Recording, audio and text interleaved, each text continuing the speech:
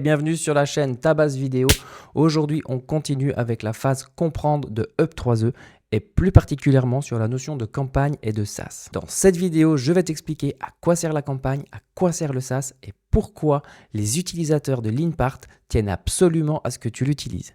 Puis nous verrons comment, à l'aide de cette fonctionnalité, la campagne, vous allez pouvoir découper votre vivier candidat et vous organiser tout au long de votre processus de recrutement-placement. Enfin, je vais vous montrer en accéléré un aperçu du cycle de vie d'une campagne et nous découvrirons ensemble la notion de campagne active et de campagne archivée.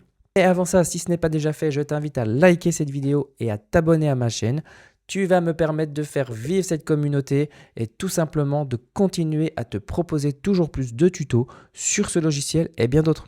Alors abonne-toi. Maintenant, ce que je te propose, c'est qu'on regarde un peu plus en détail la notion de campagne Up3E. Allez, c'est parti. Comment vous expliquer le SaaS et les campagnes sans vous parler de la belle époque? Rappelez-vous, c'était une période où lorsque vous arriviez dans l'établissement dans lequel vous vouliez candidater, il y avait cette dame derrière la table. Vous vous rappelez? Elle s'appelait Babette. Derrière Babette, il y avait des centaines de classeurs. Ça nous paraissait juste impossible d'avoir autant de choses à classifier. Et pourtant, en fait, on ne le savait pas, mais Babette, elle classait toutes les candidatures dans des classeurs et appelait ça une campagne. Il y avait forcément la campagne en cours, les campagnes archivées et peut-être même des campagnes à titre d'organisation comme la campagne des suspects ou des prospects. Lorsque vous arrivez donc face à ce sas d'accueil et que vous rencontriez Babette, elle vous posait énormément de questions et prenait énormément de temps. Elle te demandait ton âge, ta formation souhaitée, tu veux aller dans quel site, mais au fait, t'es salarié ou t'es mineur, tu veux faire d'alternance, comment tu te finances? Et c'est une fois qu'elle avait collecté toutes ces informations qu'elle pouvait enfin te dire si oui ou non tu étais pris chez elle. Et elle finissait par te mettre dans la campagne qui était adaptée à ta situation. Tu pouvais donc in fine être dans la campagne en cours, prêt pour l'année prochaine, ou peut-être dans la campagne des prospects ou des suspects, parce que tu n'avais pas encore tous les éléments requis pour intégrer son établissement. Bref, même Babette le disait, vivant le 21e siècle. Aujourd'hui, Babette a basculé dans le monde 2.0. Grâce à l'ATS de Up3E, tous les classeurs de Babette sont maintenant dématérialisés. On lui a donc transformé son bureau d'accueil en sas d'accueil. Et cette fois-ci, les candidatures arrivent au compte-gouttes dans un espace digital. C'est une zone tampon qui va lui permettre de préqualifier les candidatures qui ont le droit, selon son processus de recrutement-placement, d'intégrer l'une de ces campagnes. Ce qu'il faut retenir, c'est que le SaaS, in fine, sert uniquement à préqualifier. C'est là que vous allez agir un peu comme un routeur et orienter les candidats soit vers une campagne, soit vers la poubelle, soit vers la campagne des suspects à relancer par la suite. C'est la campagne qui, elle, aura le rôle de rendre votre candidat admissible. Il va donc passer du statut préqualifié en sortie de SaaS jusqu'au statut admissible. Dans la logique de Up3E, une fois que le candidat a réussi les jalons qui lui ont permis d'être admissible, ça veut donc dire que pour vous, et selon votre processus de recrutement-placement, il est prêt à être présenté à vos contacts entreprises, donc prêt à être mis en relation, tout simplement. Le candidat est donc toujours dans sa campagne et mis en relation avec des entreprises. Le processus de recrutement-placement continue et il finira par être approuvé par l'une des entreprises, ce qui fera qu'il passera toujours dans la même campagne du statut à mettre en relation au statut placé.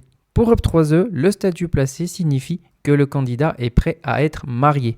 Autrement dit, dans la plupart des cas, il est prêt à être exporté par API, par automatisme, directement dans votre ERP comme Ipareo ou dans un CRM comme Brevo, ou peut-être même vous pourriez faire de la remontée de Power BI et faire des résultats statistiques. Bien entendu, vous pourriez aussi faire une extraction classique, télécharger un CSV, un fichier Excel pour retrouver toutes vos ressources. C'est donc en fin de campagne que vous allez être confronté à la notion de campagne archivée. Vous avez la possibilité d'archiver votre campagne. Pas de panique, ça n'a pas vraiment d'impact et d'incidence sur votre outil. Archiver une campagne va simplement vous permettre de retirer à différents endroits de la plateforme dans les sélecteurs de campagne la dite campagne au profit des autres campagnes actives. En soi, c'est surtout à but d'organisation, mais vous pourrez toujours facilement retrouver vos apprenants qui y figurent. Donc voilà comment résumer les campagnes et le SaaS auquel Babette a dû se confronter. Premièrement, Babette dans le SaaS, rappelez-vous, a fait de la préqualification. Elle a consulté des candidatures, étudié les demandes et au moment opportun, a fait ce qu'on appelle une sortie de SAS. Elle a envoyé les identifiants à ses apprenants et basculé chacun des apprenants du SAS à la campagne en cours. Puis ce candidat va rester dans cette campagne jusqu'à la fin.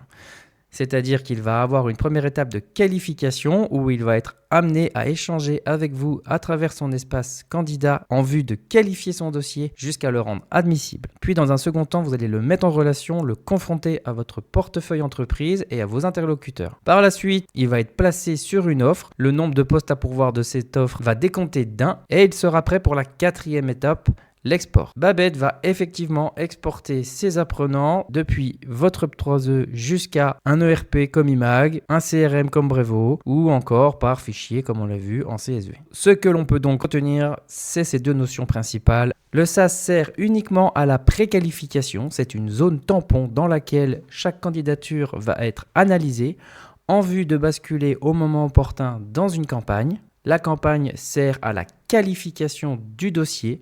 Le candidat va y rester jusqu'à son export, puis in fine, en fin d'année, le profil du candidat sera comme sa campagne archivé.